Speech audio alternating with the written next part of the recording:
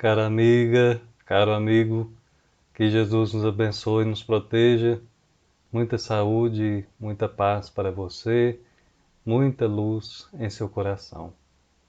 Vamos nessa caminhada que aceitamos fazer juntos, meditando com Vinícius a respeito da Boa Nova, aprendendo um pouquinho mais alguns ângulos do Evangelho e da doutrina abençoada, que é a doutrina espírita, trazendo para nós o consolo perante as dificuldades da vida e, ao mesmo tempo, os esclarecimentos fundamentais para que nos entendamos melhor, para que compreendamos de forma adequada o nosso redor e tudo aquilo que nós entramos em contato ao longo da nossa jornada. A doutrina vai como que oferecendo para nós a luz para os nossos passos e, ao mesmo tempo, a segurança do terreno em que nós nos decidimos caminhar. Que o Mestre esteja sempre conosco e esteja sempre presente em seu coração e em seu lar. Hoje nós vamos abordar um capítulo que o tema ou o título por si só já faz com que a gente medite profundamente a respeito de assuntos importantes para o espírito, para os fundamentos do ser. O título que Vinícius dá a esse capítulo é Cristo nasceu? Onde? Quando? Então, são três perguntas que ele utiliza como título do texto que ele vai desenvolver e vamos perceber ao longo de toda a apresentação dele a respeito das reflexões que ele traz sobre o Evangelho, que o nascimento do Cristo, que nós já trabalhamos também há pouco tempo junto com o benfeitor, agora mais uma vez ele reforça conosco este assunto para percebermos que ele é de necessidade contínua, que ele é realmente algo diário e que, pelo simples fato de ser diário, ele pode até ser simples, mas ele se torna muito importante à medida que cada dia que vamos vivenciando nessa terra vai se tornando como que um chamado inadiável, que deve ser ouvido, que deve ser acatado, tem que ser trazido aos fundos do coração para que ali realmente, como já fica claro e não precisa nem esconder este fundo do texto, da reflexão em si, no fundo do coração é onde deve nascer Jesus. É onde deve nascer o Cristo. E onde? Aqui então. Mas quando? Então veremos, com alguns testemunhos que Vinícius traz, com alguns pensamentos, alguns argumentos sobre o tema que para nós satisfaz de maneira deliciosa sobre a forma dele pensar sobre o assunto e então nos apresentar um Cristo que é diário e por isso vivo e permanente, cada vez mais presente na nossa existência. Certa vez nós estávamos, há alguns anos passados, na cidade de Araxá, fazendo uma palestra num evento espírita, e uma amiga valorosa, muito querida daquela cidade, trabalhadora no movimento, nos citou este capítulo. Ela lembrou que havia este capítulo no livro e era de sua predileção. Cristo nasceu onde e quando? E recordo-me dela falando como se fosse agora, e citando que o capítulo era muito belo, era muito lindo. E realmente ele o é. Não que seja para nós de gosto pessoal, mas queremos que cada um de você, querido amigo, querida amiga, agora nós temos vários amigos e amigas queridos que, pela obra de Vinícius, fomos nos ajuntando para estudarmos com ele em torno do Mestre e desejo, sinceramente, que você perceba a beleza deste capítulo. É claro que para nós todos são lindos, todos são belos os textos de Vinícius, mas este em especial, ele conversa conosco de forma muito íntima, de forma muito singular. É o Cristo conversando contigo, com você e mais ninguém. Não há ali dois sentados na sala conversando com ele. Se há Marta e Maria, é porque há Marta e Maria dentro de você escutando Cristo neste momento. Como há também inúmeros outros personagens presentes na saga do Evangelho. E nós vamos nos deparar, é claro, com as características de cada um que apresentavam e lhes faziam as marcas mais fortes de suas personalidades, agora neste contato íntimo com o Cristo. Mas recordando sempre que é no contato em clima de manjedoura. É uma nascente que não deve nunca secar. É um nascimento que está continuamente acontecendo. Então, se ele continuamente está acontecendo, acaba se tornando um renascimento. E Jesus, então, como o Cristo de Deus enviado à Terra, ele deve renascer a todo momento em nosso ser. E como? Pelas nossas atitudes, pela nossa conduta, pela nossa forma de sintonizar com o alto, pelo quanto de tempo nós estamos sintonizados com o alto, e é claro, por sermos criaturas imperfeitas, ainda num patamar de provas e expiações, reconhecendo que inevitavelmente vamos errar, estamos errando e dali a pouco erraremos de novo, ainda assim nestes erros, reconhecermos a presença do Cristo nascendo no nosso ser. É como que fosse o levantar após a queda. É a cura da ferida após o machucado. É o fortalecimento após o tempo do desânimo. É o enxugar os olhos e ver novamente após o tempo de cegueira. É ver o dia nascer de novo após aquela noite longa que parece não ter fim. É Jesus nascendo, é Jesus voltando, é o Cristo se aproveitando, e aqui falamos com o maior poder nobre deste verbo, se aproveitando do nosso coração e fazendo dele manjedoura. Ora, querida amiga, querido amigo, o coração que se torna manjedoura, na verdade ele se torna trono, porque Jesus é o rei. Ele dizia, meu reino não é deste mundo, então ele é rei.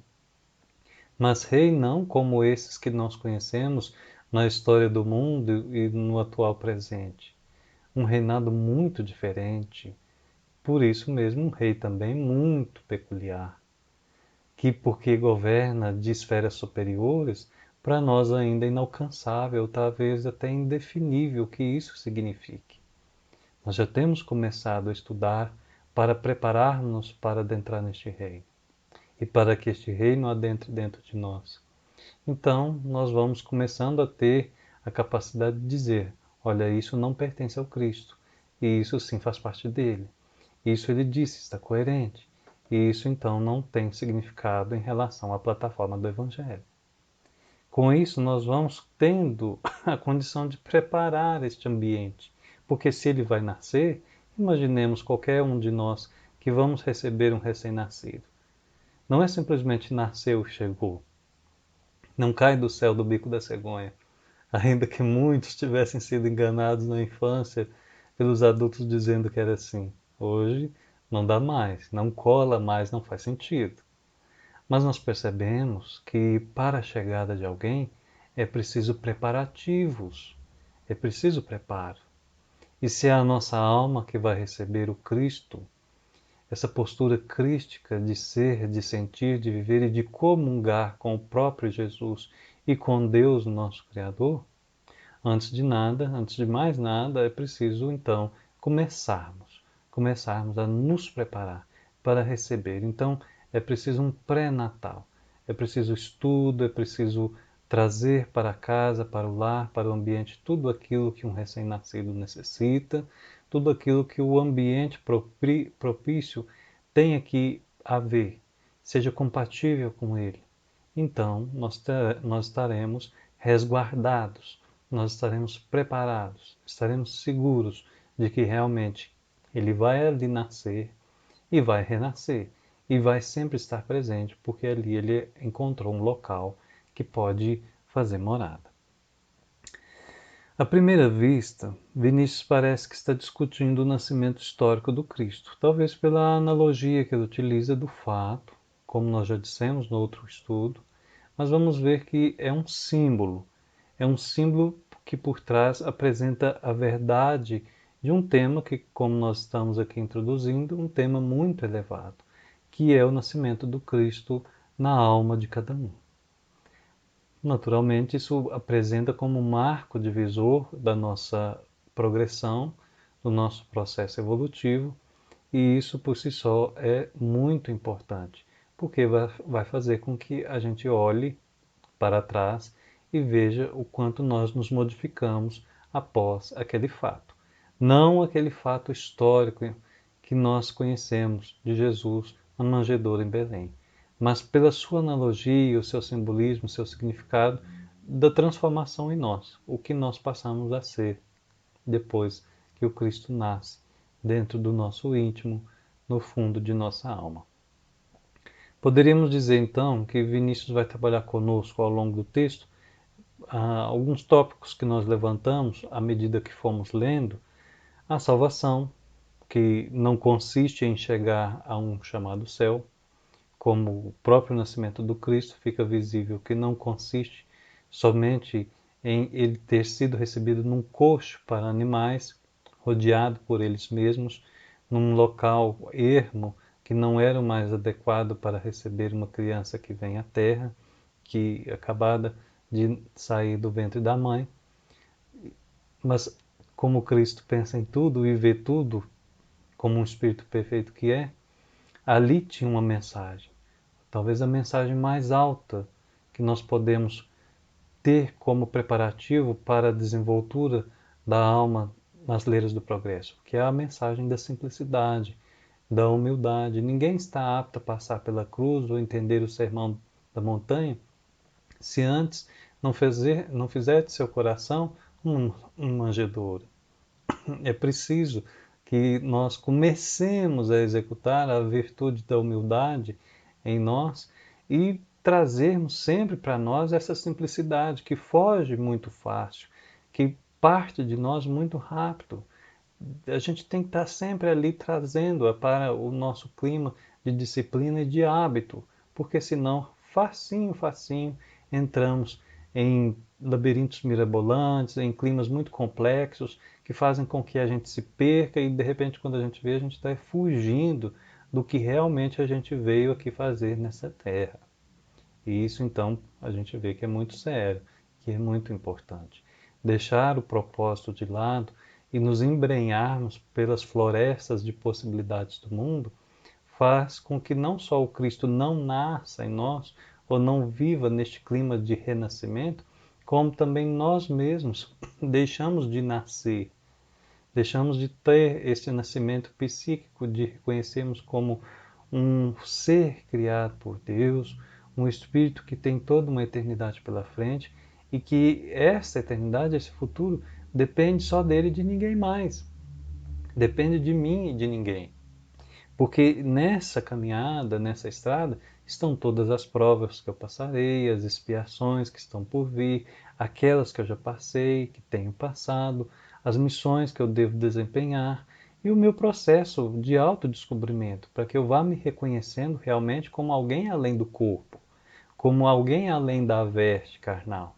E que este alguém é um ser, um indivíduo que igual a ele não existe em local nenhum criado por Deus.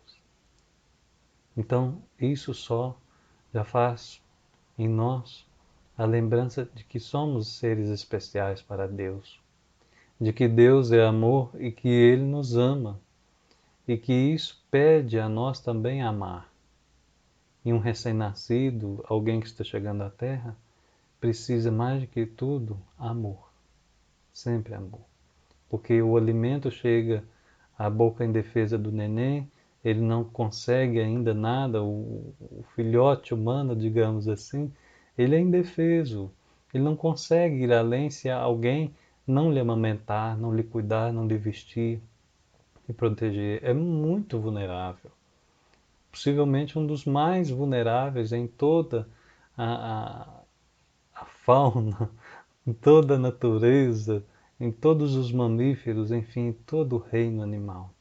Nós somos os mais vulneráveis. Mas que dirá então para essa criaturinha que está chegando do plano espiritual para cá? Ela precisa também ser nutrida com amor. Não basta somente suprir as necessidades fundamentais da carne. Tem que também alimentar o espírito. Então, como é que nós alimentaremos este Cristo que está nascendo em nós? É onde ele vai passando conosco as reflexões a respeito de que é um processo contínuo de crescimento espiritual, o processo de salvação. Interessante ele abordar conosco sobre salvação. Quando nós falamos aqui de manjedoura, de nascimento, de Cristo nasceu, onde, quando, mas é porque este nascimento em nós representa a nossa salvação. Como foi para o mundo quando ele aqui chegou. Encarnado, tudo se modificou. Dividiu o calendário em dois, em antes e depois dele. E a terra se tornou outra, passou a se amadurecer. Agora não tem muita chance ou muita autorização para se dizer muita criança. Somos sim crianças em vários aspectos, crianças teimosas que ainda não querem desenvolver-se, não querem progredir, não querem crescer. Mas por muito nós já somos maduros, já temos aprendido lições sérias da adultice espiritual, que servem para nós realmente como guia, para que não venhamos a apresentar comportamentos que cabem muito bem, mas no tempo da infância, seja da infância carnal ou seja da infância espiritual. Jesus é uma força viva que transforma o ser humano de dentro para fora. E é isso que nós vamos agora começar a ver com a fala de Vinícius. Diz ele: a salvação não está numa finalidade a que se convencionou denominar céu ou paraíso. Está sim na perpétua renovação da vida para a frente e para o alto. Avançar, como disse São Paulo, de glória em glória. Tal é, em síntese, o trabalho e o plano da redenção.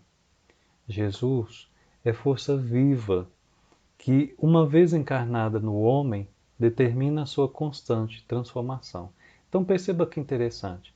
Quando ele começa a trabalhar conosco, até na esfera da imaginação, esse nascimento do Cristo em nós, ele não coloca como um ser humano jungido a nós, uma figura humana que está sempre na nossa imaginação, a nascer e a renascer a cada momento, a cada decisão, a cada atitude, a cada postura. Não. Esta frase, para nós, é um elemento crucial para que nós percebamos o que ele quer dizer para nós como nascimento do Cristo dentro de cada um. Jesus é a força viva que, uma vez encarnado no homem, determina a sua constante transformação. Por quê? Porque, embora nós nos recordemos do fato histórico do nascimento de Jesus em Belém, é preciso considerar que o Cristo nasce em nós como força, força que é proveniente dos seus ensinamentos estudados, conhecidos, assimilados, sentidos, vividos, sempre buscados não só como remédio para o momento que nós necessitamos de um bálsamo, mas também como as palavras de vida eterna, que nos educam para saber aproveitar os momentos de alegria, de festa, de gratidão, de plenitude, de consideração. Para todos os momentos na vida, o Evangelho tem uma palavra que cabe muito bem. E isso cai também de maneira coerente com o que está no versículo 7 do capítulo 3 do Evangelho de João, onde, em certo momento que Jesus conversa com Nicodemos, ele apresenta a seguinte fala: não te maravilhes de ter dito, necessário vos é nascer de novo. É claro que aqui fica muito explícito que nós, no movimento espírita, assim estudamos, é um dos momentos em que Jesus deixa muito claro a respeito da reencarnação, da necessidade da reencarnação, que existe sim a reencarnação. Embora, de maneira muito respeitosa, nós compreendamos que os nossos irmãos e irmãs de outras religiões, de outras denominações cristãs, não entendem o texto desta forma, como nós, para nós já está, enfim, apaziguado, pacificado. Também consideramos, nesta altura, o versículo 19 do capítulo 4 da carta de Paulo aos Gálatas. Meus filhinhos, diz Paulo, Por quem de novo sinto as dores de parto, até que Cristo seja formado em vós? Então o apóstolo Paulo compreendeu muito bem aquilo que Vinícius agora nos aponta como um ângulo dos próprios ensinos do Mestre e também da sua vida, estudada por nós como aquele tipo mais perfeito que nos serve de guia e modelo que passou por essa terra. Não é simplesmente para nós aprendermos sobre Cristo, não é simplesmente para nós aceitarmos o Cristo, mas para nós começarmos a apresentar um panorama que serve de formação do Cristo em nós. Até que então, enfim, certo dia nós teremos a capacidade de dizer e com todo direito aquilo que Paulo um dia pronunciou. Já não sou eu mais quem vivo, mas é Cristo quem vive em mim. Até lá não é que estaremos integralmente conjugados a Ele, ligados em plena sintonia. Não podemos também voltarmos ao outro extremo e dizermos que não estamos ainda conectados de forma nenhuma com Cristo. Retiremos isso de nossa mente, porque estamos sim, mas estamos em pleno caminho de conexão com Ele, cada vez mais.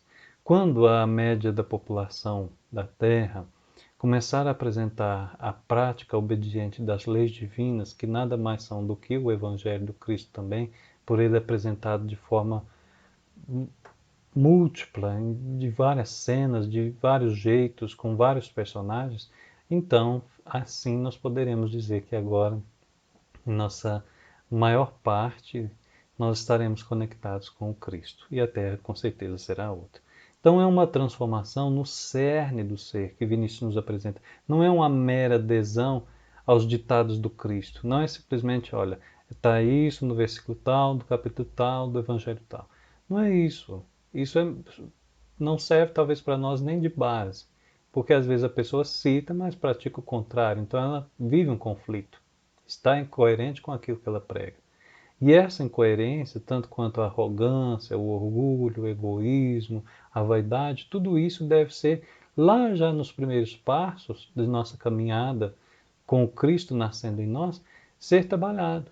Então, esses vícios devem ser combatidos, essas paixões negativas, porque é justamente o vício que alimenta o ego. O egoísmo nutre-se dos vícios.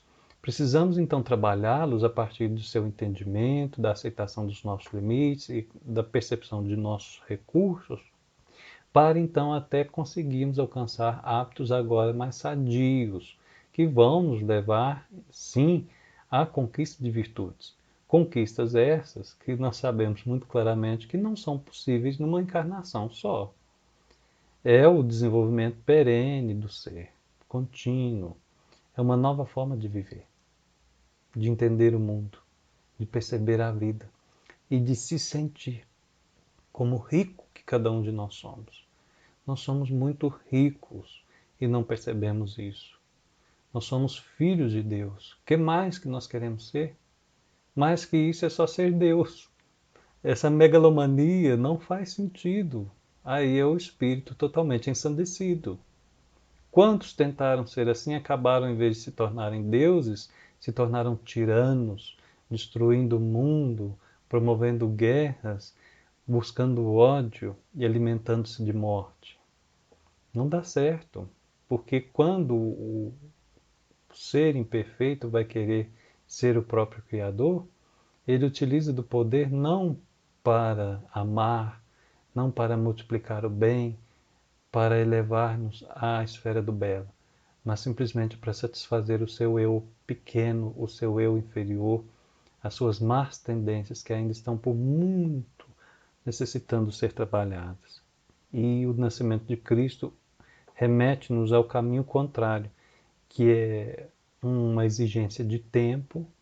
Recordemos da gestante, com o bebê no seu ventre, é preciso esperar dia após dia, e não simplesmente uma espera passiva, mas enquanto o bebê vai se desenvolvendo no ventre, vai a mãe, vai a família, todos que estão envolvidos com a chegada daquela alma querida, todos que estão por fora trabalhando também para o aprimoramento ou melhoramento do contexto.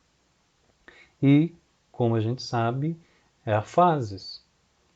E nosso processo de transformação, de progresso, também é feito de fases.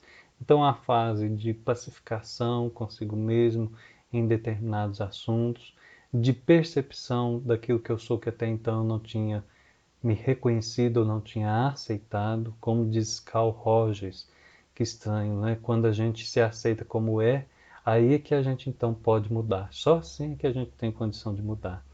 Vamos confrontando ideais e percebendo aquilo que serve ou não para a gente. Talvez uma coisa que já serviu tanto e a gente defendia com unhas e dentes, dizia que aquilo era a verdade para nós, que fazia tanto sentido, agora não faz sentido nenhum mais. Caiu por terra, porque pela ótica espiritual, a nossa ética vai sendo burilada, vai sendo elevada, depois de tantas lutas, até que a gente vai sim de pouco a pouco se sublimando. Vai sim, a sublimação não é uma coisa que a gente joga no nosso futuro longínquo, daqui milhões de anos eu estarei sublimado. Não, a sublimação ela vai se dando dia após dia, dia após dia. Cada degrau que a gente vai subindo no desenvolvimento das experiências virtuosas é uma aproximação a mais da sublimação. De um coração mais tranquilo, de uma alma mais serena, sabedora de que ela não domina todas as circunstâncias e reconhecedora de que ela pode sim e deve controlar somente aquilo que estiver ao seu alcance. Tem coisas que não está no nosso controle e essas coisas só nos cabe aceitar, resignar e elevar o pensamento a Deus para que Ele, que sabe de tudo, que vê tudo e tem a vontade perfeita, trabalhe por nós naquilo que não está nas nossas mãos. Segue Vinícius. O Verbo se fez carne e habitou entre nós, cheio de graça e verdade, e vimos a sua glória como de unigênito do Pai. Mas veja só, Vinícius agora vai dizer que nós também, cada um de nós, podemos nos tornar unigênitos do Pai. Continua ele. Mas a todos os que o receberam, aos que creem em seu nome, deu ele o direito de se tornarem filhos de Deus, os quais não nasceram do sangue, nem da vontade da carne, nem da vontade do homem, mas sim de Deus. Aqui, se você tem a versão impressa, não tive a oportunidade de ver as mais novas, mas pelo menos na versão virtual que eu tenho e na versão impressa, está considerando o final deste parágrafo João, capítulo 1, versículo 4.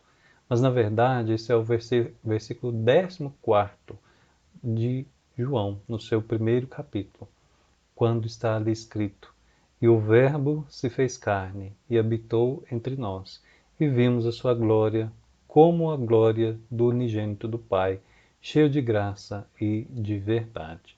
Então, Vinícius apresenta para nós esse versículo, João, para contextualizar o fato de que essa prerrogativa, e essa mesma palavra que ele vai utilizar no capítulo seguinte, Jesus a torna extensiva a todos os que de boa vontade o receberem.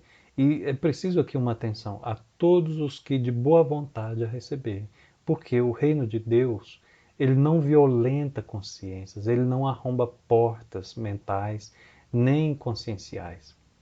É preciso que a criatura se desperte, se levante, se erga e aceite. Mas alguns de nós talvez dirão: eu não tenho forças para adotar essa cartilha como filosofia de minha vida.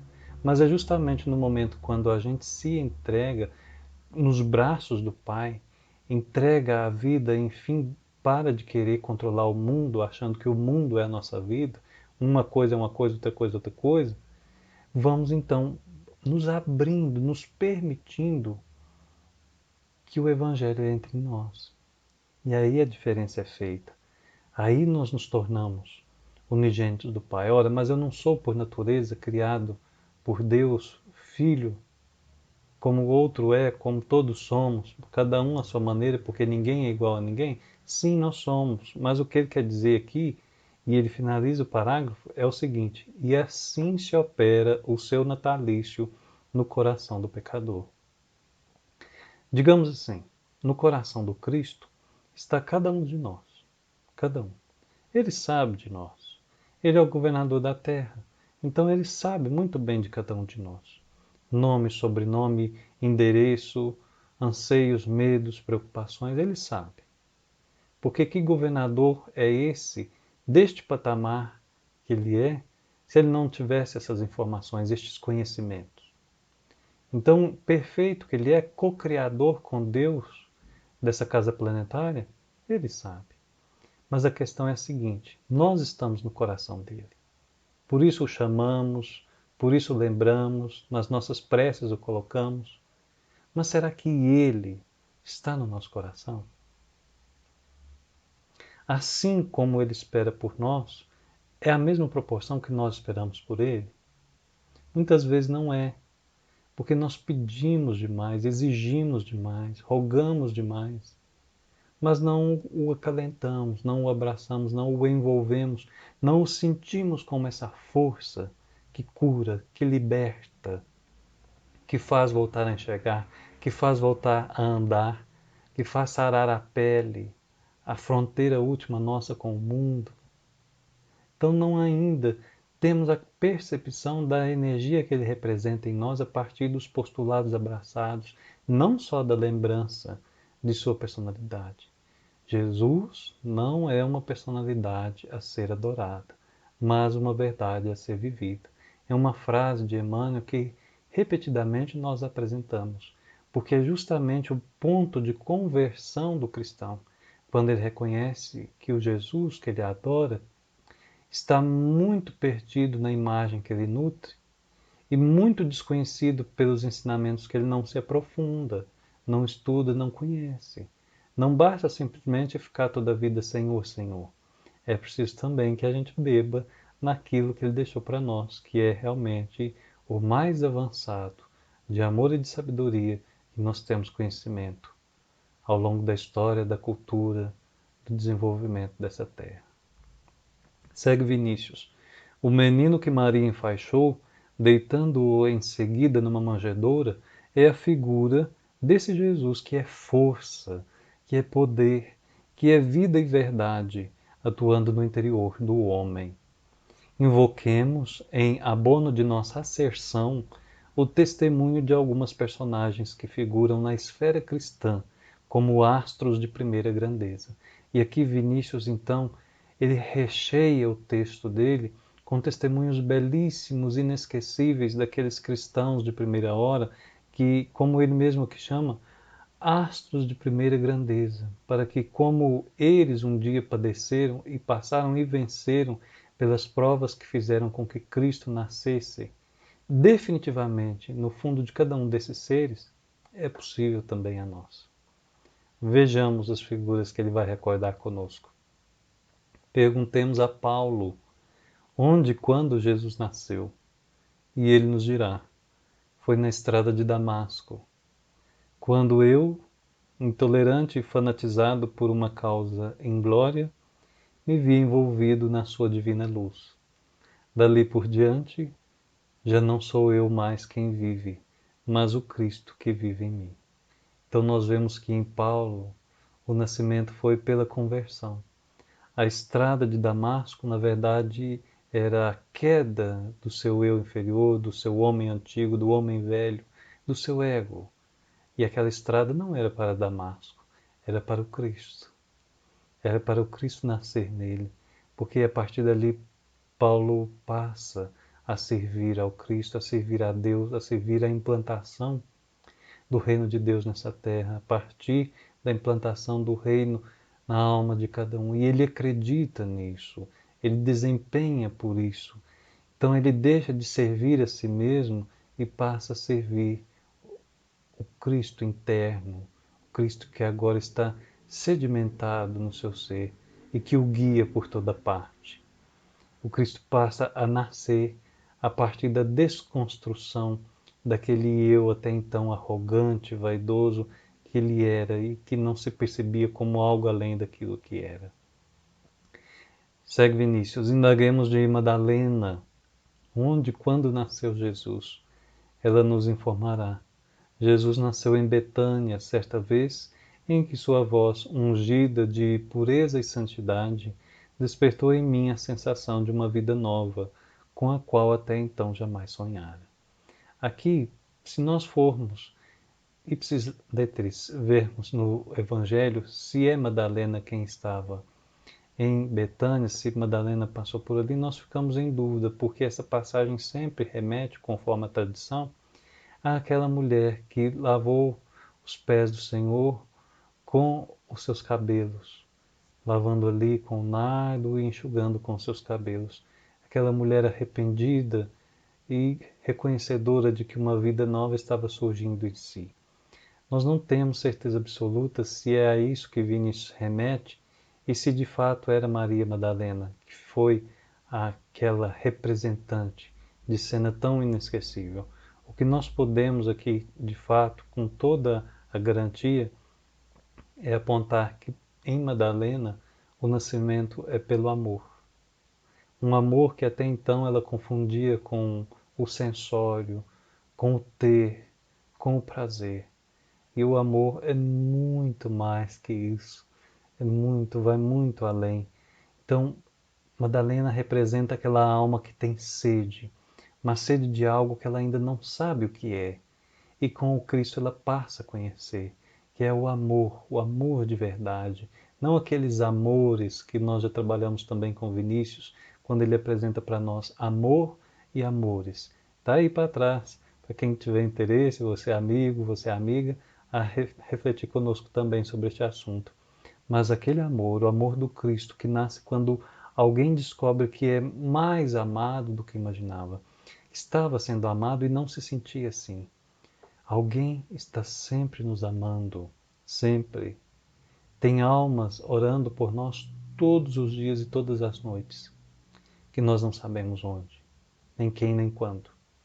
Mas temos certeza que daqui e do lado de lá sempre tem alguém velando por nós, orando por nós e torcendo por nós, para que nós possamos vencer quem?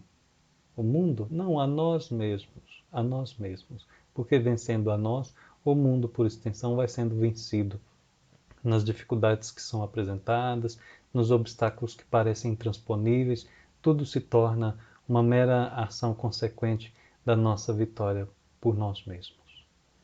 Então, Madalena simboliza a redenção pelo afeto, aquela alma carente que bebia naquela água que não dessedenta. Antes sim, ela dá mais sede, ela dá fome, ela excita mais, ela provoca, ela estimula numa satisfação que nunca tem fim, nunca está satisfeita, nunca está sossegada, nunca está tranquila. Então, por extensão, ela nunca está também realizada. Só o amor realiza, só o amor plenifica, só o amor sustenta. E para Madalena, Cristo nasceu assim, a partir do amor. Mas ouçamos o depoimento de Pedro sobre a natividade do Senhor, e ele assim se pronunciará. Jesus nasceu no átrio do Paço de Pilatos, no momento em que o galo, cantando pela terceira vez, acordou minha consciência para a verdadeira vida. Daí por diante, nunca mais vacilei diante dos potentados do século, quando me era dado defender a justiça e proclamar a verdade. E de fato, porque assim como nós vemos, por exemplo, em Paulo Estevão, ele foi até Roma, lá se sacrificou, em martírio se entregou, sua alma com certeza se elevou até o Cristo. Pois, diz Vinícius, a força e o poder do Cristo constituíram elementos integrantes do meu próprio ser. E aquele homem que dentre os 12 dos apóstolos era o mais velho, robusteceu-se, enfrentou tudo aquilo de tarefa que ainda estava por surgir. Tornou-se liderança do cristianismo nascente, dirigiu ali junto com seus companheiros a Casa do Caminho e por onde passou apresentou realmente a figura do Cristo a ponto de curar pela própria sombra. Nós sabemos aqui a sombra, o magnetismo que dele se espargia a ponto de alcançar, a partir de vários centímetros e até mesmo metros, aqueles que estavam na esfera do seu poder de transformação celular, que dirá então espiritual, pelas palavras que dele partiam. Pedro, então, apresenta o nascimento do Cristo através do arrependimento. Quando ele relembra o cantar do galo pela terceira vez, ali lhe tocou o arrependimento mais profundo da alma. E como não reconhecer que é a partir do arrependimento que a alma se revigora e se torna cada vez mais propícia a passar pela expiação, a passar pela reparação. Não é isso que nós aprendemos na primeira parte de O Céu ou o Inferno, ou A Justiça Divina segundo o Espiritismo, aquele livro magnífico publicado por Allan Kardec em 1865, que merece por nós ser tão estudado quanto o Evangelho, o Livro dos Espíritos, o Livro dos Médios, a Gênese, porque ali o canto do galo é o despertar da consciência, é o despertador natural da consciência, é onde Pedro se descobre frágil, vulnerável, ainda com limitações, que promete, mas não cumpre, que faz, mas falha. Mas é um imperfeito que, por ser feito, vai se tornando perfeito. É isso. Ele vai tentando, vai errando, mas por tentar vai se tornando habilidoso e acertando cada vez mais. E apresenta um princípio espiritual muito profundo, o fato de que o Cristo não nasce só nas nossas vitórias. Pelo contrário, o Cristo nascerá muitas vezes, na maior parte das vezes, pelo grau evolutivo em que a gente se encontra, é nos nossos fracassos, é nos nossos erros, porque serão justamente nesses momentos que nos veremos entregues àquilo que até então nós chamávamos de destino, de fortuna ou de sorte, mas que na verdade é a abertura da alma que enfim se vê humilhada, enfim é aberta a desenvolver a humildade. Diminuir lá, baixar a bola, como popularmente a gente fala, e se reconhecer como um ser que precisa muito se trabalhar para depois se colocar em condição de orientar ou principalmente corrigir quem quer que seja. Seguindo, nós temos João Evangelista. Chamemos à baila João Evangelista e peçamos nos diga o que sabe acerca do Natal do Messias. E ele nos dirá: Jesus nasceu num dia em que meu entendimento, iluminado pela sua divina graça, me fez saber que Deus é amor. Bom, nós sabemos que é um lema de João, Deus é amor. E mais que nós poderíamos dizer que Jesus nasceu em João pelo amor, não. Fica muito claro que se ele, em certo ponto, percebeu isso, e antes não percebia, é que João teve o nascimento do Cristo em si pela compreensão. Pela compreensão. Ali ele sintetiza sua compreensão numa frase, que Deus é amor. Ali Cristo nasce a partir da iluminação de sua alma para a visualização de um panorama mais elevado da vida e de todos que com ele compõem essa vida, este panorama terreno e depois espiritual. E, por consequência, ele assume as capacidades que ele tem agora, então, de administrar, de coordenar, de dirigir, como ele tem feito. Mas ainda faltam 2, ou 3, melhor dizendo, para nós chegarmos ao fim das reflexões com Vinícius. E o seguinte é Zaqueu. Dirijamo-nos a Zaqueu, o publicano, e eis o seu testemunho. Jesus nasceu em Jericó, numa esplêndida manhã de sol, quando eu, ansioso por conhecê-lo, subi numa árvore, à beira do caminho por onde ele passava, contentando-me com o ver de longe. Mas Jesus não aceitou ver Zaqueu só de longe. Ele foi e banqueteou com ele. Eis que ele, amorável e bom, acena-me dizendo: Zaqueu, desce, importa-me que hospede contigo. Naquele dia entrou a salvação no meu lar. Por que no lar? Porque quando estamos cada vez mais com Cristo, todos aqueles que estão junto conosco também se elevam. Porque parte de nós algo mais elevado. Quando a gente se melhora, quem está junto conosco se melhora também. Parece que não, porque depende de cada um, mas indiretamente todos nós somos agraciados. Recebemos as bênçãos de que cada um se faz merecedor pelo seu esforço em se aproximar do alto e pelo seu caminhar rumo à frente. Então, em Zaqueu, o nascimento é pela busca sincera daquilo que ele consegue, enfim, perceber como que faz sentido para a sua vida. É isso que eu quero. E como certo dia Jesus disse de uma querida pessoa, dela essa parte não lhe será tirada, porque ela escolheu a melhor parte. Chega Tomé, interpelemos ele, o incrédulo. Quando e onde nasceu o Mestre? Ele por certo retrucará. Jesus nasceu em Jerusalém, naquele dia memorável e inesquecível em que me foi dado testificar que a morte não tinha poder sobre o Filho de Deus. Só então compreendi o sentido de suas palavras.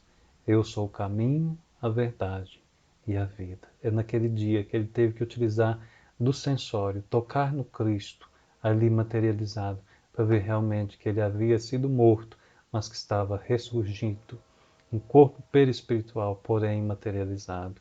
Então, em Tomé, nós consideramos o nascimento, segundo as reflexões de Vinícius, pela experiência. Ele precisa experimentar, ele precisa experienciar. Ele representa aqueles, nós todos, que necessitam de uma verificação para crer. Porque felizes aqueles que não viram e creram, mas para ele foi preciso. Estes se tornam menores? Não. Tomé também foi um grande trabalhador, mesmo após a volta de Jesus para o plano espiritual. Ele segue, vai longe, prega, batalha, professa, ensina.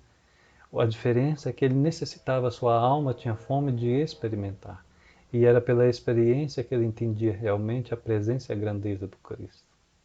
E ali o Cristo passa a ser grande presente nele mesmo, a partir do nascimento em sua alma.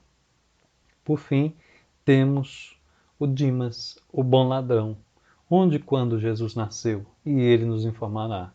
Jesus nasceu no topo do Calvário, precisamente quando a cegueira e a maldade humanas supunham aniquilá-lo para sempre. Dali ele me dirigiu um olhar repassado de piedade e de ternura que me fez esquecer todas as misérias deste mundo e antegozar as delícias do paraíso. Desde logo sentiu-o em mim e eu nele. Dimas representa para nós que todo fim significa um começo. O fim de algo é o começo de outro algo.